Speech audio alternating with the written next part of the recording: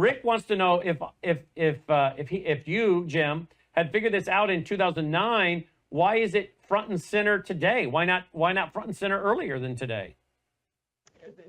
And this is a overly simplified, but God has got a plan, and all I am is the spokesman and the guy that located these things.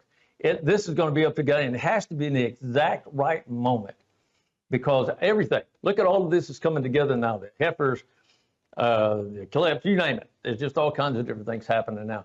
It's got to be at the exact right moment for God to reveal. So are you telling me that providentially God has stopped you, didn't give you the motivation to visit with people like Rob Lindstedt and talk about this, who then called me and came on my show, and then I said, well, let's get him on with you? I mean, are you saying that since 2009, God has somehow restrained you from coming forward until now?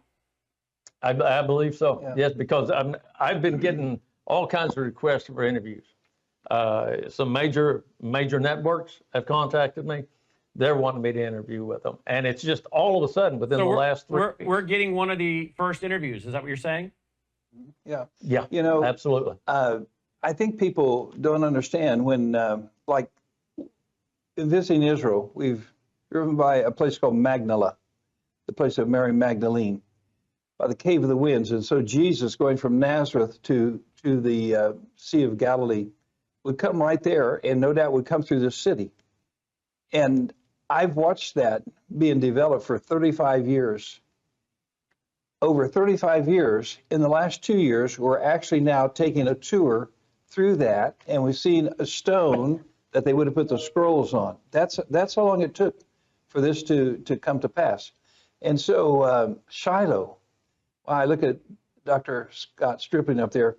I mean, sometimes it looks like you say, what's he doing for the last 10 years, 12 years? Well, there's a right moment when he gets permission to look for these cornerstones, and he might be convinced 10 years earlier it's there, but you have to really be patient, and sooner or later you have to say, we've got to rely on God opening the door. That's what we think this may be a moment that God is looking at, because these things are converging together, and there's such interest in it. And so, yeah, I think this could be a very important moment in church history and Bible history. Here is Fran. Hi, Brandon. Could they please expand on what they were saying about what was said as to when this treasure will be found in relation to God? Yeah, there's, like I said, there's 3 documents, Emek HaMelech, Second Maccabees, and Baruch, the Apocalypse of Baruch, and they all say these items will not be found until the time of the coming of the Messiah. Now, I don't know about you guys, but I believe the time of the coming of the Messiah is very, very soon. Well, when you add up all the things we've talked about tonight that are falling into place, yeah, I mean, and so many of them line up with what Jesus himself spoke about they'll be looking for in Matthew 24, not to mention other things we read about in the Bible. Phil wants to know, fascinating show, first of all. Please ask, how sure is he that it is actually gold and silver that he has found? What percentage, on a scale of 1 to 100, what percent are you that you actually have found gold and silver with those readings? It's an excellent metal detector. I'm going to say 90%. Wow. Could he be wrong?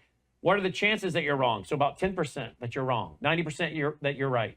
Yeah, the reason I say that and why I'm so sure is because when we scanned it, all those readings were exactly in the spots where I'd marked on my maps. Are they not worried about their or Israel's security giving of all of the details? And what you've already said is that you haven't given all the details. Plus, this is being guarded. So there you go. Yes. Another question from Dawn. Can you please explain the significance of Qumran being the inverted image of Jerusalem? How does that show where the treasure is? That has nothing to do with the treasure. What that has all to do with is about what you and I believe.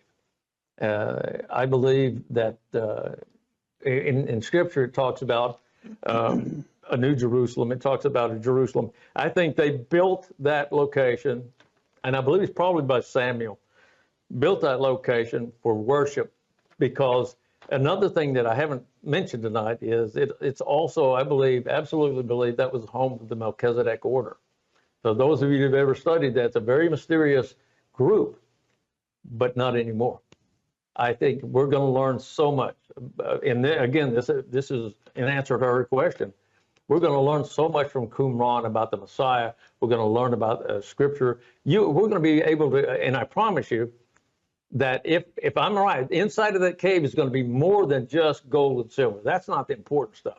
Books, scrolls of all different kinds, from prophets, you name it. It's going to be, but they're going to be in a much more pristine condition than what they found with the Dead Sea Scrolls. So religiously speaking, it's incredibly important. And Rob, help me out here. If we find these kind of writings from prophets or other historians, particularly the other historians, I'm not worried about that. We have the writings, the extra biblical revelations, or extra biblical writings, I should say, not revelations. The extra biblical writings of people like Josephus, the ancient Jewish historian Josephus. We don't want to equate that with the Bible. That's just good historical document, external proof that confirms the Bible. But if you start finding writings of prophets, how do we distinguish between the Bible and not saying that those scrolls are inspired? Can you help me with that? Yeah.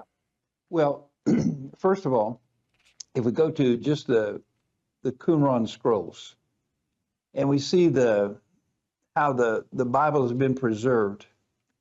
Matter of fact, in the scroll of the museum, there's a whole museum for the Qumran scrolls, and it's distinguishable because the top of it looks like the lid of a jar, symbolizing how the scrolls were found in these jars.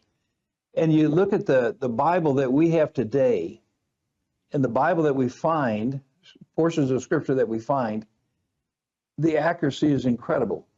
The book of Isaiah.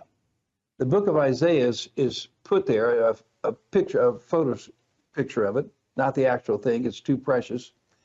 And if you go through the whole book of Isaiah, there may be 7 or 8 or 9 words that are not exactly what we read in our Bible. And all of these, like maybe it says, instead of saying town, it says city. I mean, there's none of them that's a different word altogether. It's a derivative of that word, or it could be an alternate translation of that word. So what's different about the book of Isaiah than any other book? We have Isaiah exactly right. We have it as God gave it to the prophet Isaiah.